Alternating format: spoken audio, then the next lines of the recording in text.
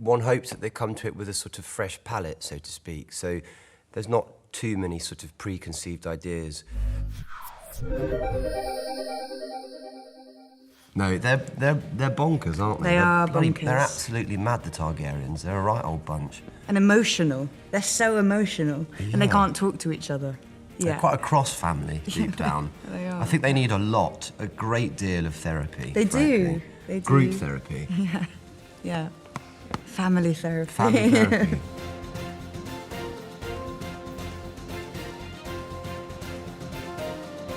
I think there are like two main things that make Rhaenyra a character who interests me, at least. She is both female and never expects to be heir. That's never on the table. And everything falls apart the moment that she receives the inheritance that everyone looks for. And the other thing is she's someone who I think is at odds with her gender as a result of the position she finds herself in. Yeah, I suppose I'm interested in like all gender questions. So yeah, you have someone whose womanhood is at odds with the role that they've been awarded. I think they can find out what they want to find out on the internet about Daemon Targaryen. It's there for all to see, and it's just my take on it, really. He's a slightly sort of different creature to most of them, I think. Alicent starts off as Rhaenyra's best friend and daughter to the hand of the king, and she is quite an anxious rule follower in comparison to how free and mischievous Rhaenyra is. I play Otto Hightower, Alicent's father. He's the hand of the king. He's an astute, high-functioning political creature, but he struggles with some of the decisions he is forced to make. So Rhaenys technically is in line to the throne when the time comes for the old king to pass on, and because she is a woman, she is outvoted by 20-1 by those fools in charge at the time. I play Lord Corlys Velaryon, who is the head of the Velaryon house, which is he would say the oldest house in Westeros. That his family came to Westeros before the Targaryens. Lord Corlys is the only one who doesn't ride a dragon. His whole family do. He's married to a dragon rider, and his children are dragon riders. Obviously, that involves an awful lot of influence and power, but of course, he'd like more power.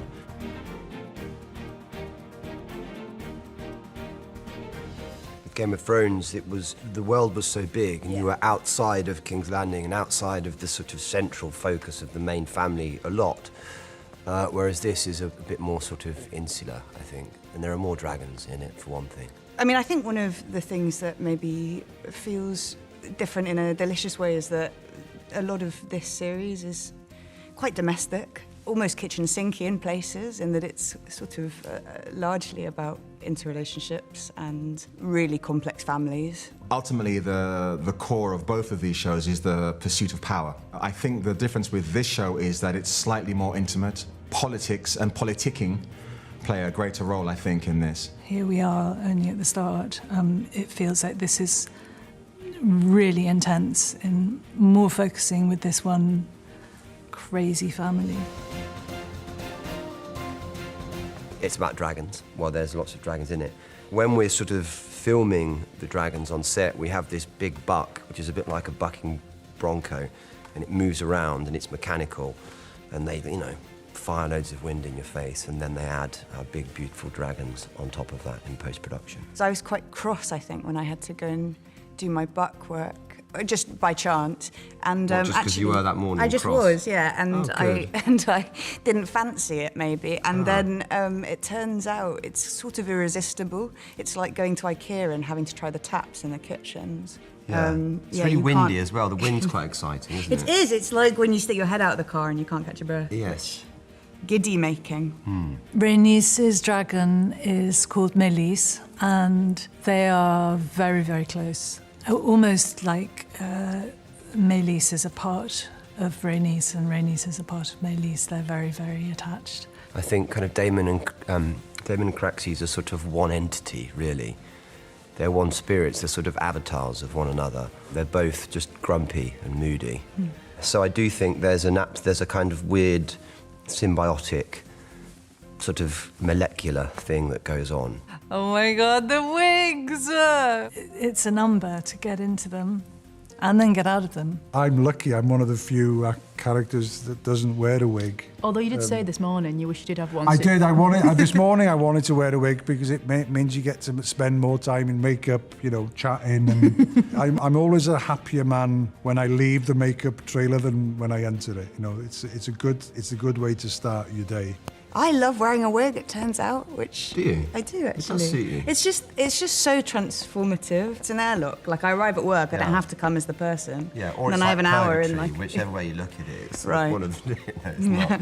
Okay, It Matt's is- in purgatory. No, I'm not only joking. I'm in a I know what crucible you of mean, transformation. Yes, and I'm in purgatory. No, but it sort of does a lot of the work for you, doesn't it? It does, it changes... It's like a mask. It does, yeah, right. Yeah. It changes sort of everything. It does, yeah. I, in a couple of eps, have a weave to make my hair longer, but it's all your hair, it's all my hair.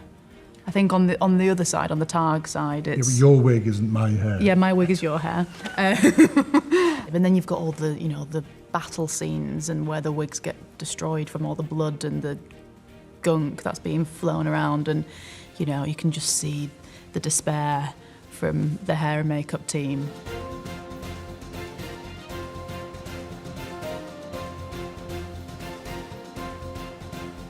The members of the cast received a signed copy of George R.R. Martin's Fire and Blood. I read a bit. I did. I did. What we did was, well, what I did anyway, was skim to the parts of the book, because it's a huge book. And I started to skim that, and then I thought, actually, no, if it's not in the script, it's not there. I don't need it. So I'll probably read it this summer. I was very aware of it because, it was very difficult not to be aware of it, but I hadn't actually seen it. I hadn't watched the series before I auditioned. But then once I got the job and started watching Game of Thrones, I realised that I had been auditioning with Cersei's scenes. But I was so happy I hadn't watched it because I would have just mimicked absolutely everything that she had done. But, people are going to compare regardless to kings and queens and various other archetypes within the show. My method has been to not think about it, and I've got very good at repression. It's been such a healthy shoot, hasn't it? No, but it's worked so well for me. I would really recommend it to, honestly, anyone else. Just don't think about it, Just and it repress ceases to be an everything. issue. Yeah. No, I am aware that at some point it's going to come up, but for Nothing now... we can do, though. No. Nothing we can do, and that show was its own entity. It was a cultural phenomenon in many ways, and it was its own independent thing, and this is a new independent thing. And it's a different story with different actors, with sort of different people making it, with the same ambitions, but it will be different. Yeah, if we try to go in and make Game of Thrones Mark II, I think everyone will be very horribly disappointed. I also think you couldn't make Game of Thrones now. I think we're in a different climate, it's a different time. Based on the bit that I've read from that book, I think what Ryan and Miguel have done, and all the writers and so forth, is they've created a credible tale from beginning to end that is consistent.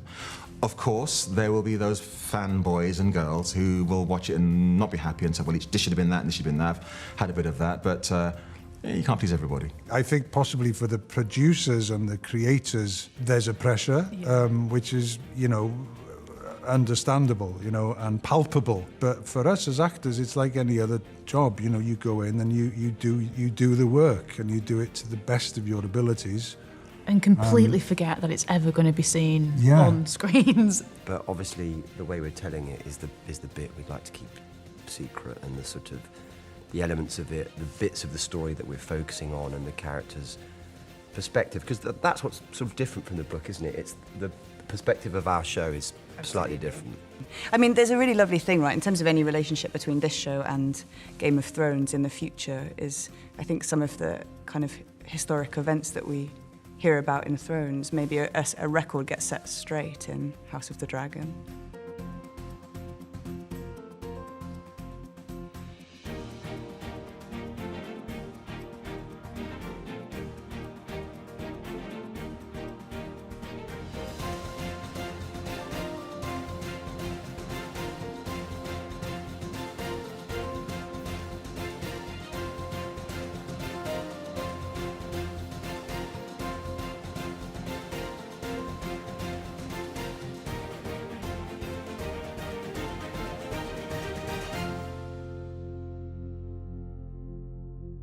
Thank you.